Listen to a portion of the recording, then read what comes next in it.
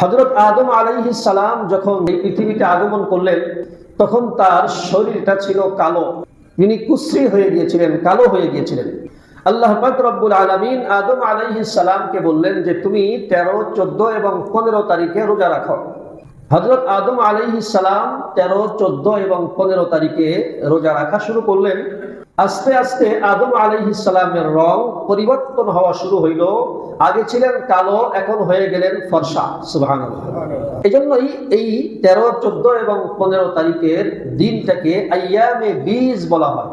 বীজ এটা বাইজন শব্দ থেকে এসেছে। বাইজন মানে হচ্ছে ফর্সা, সাদা। আদম আলাইহিস সালাম 13, 14 এবং 15 তারিখে রোজা রাখার কারণে তিনি যে ফর্সা হয়ে গিয়েছিলেন, সাদা হয়ে গিয়েছিলেন, ওই দৃষ্টিকোণ থেকেই 13, 14 এবং 15 এই 3 দিনকে আইয়ামে বীজ বলা হয়। যেমন তাফসিরে দুররে মানসুর নামে একটি বিখ্যাত তাফসিরের কিতাব আছে। এই তাফসিরে দুররে মানসুরে বর্ণিত আছে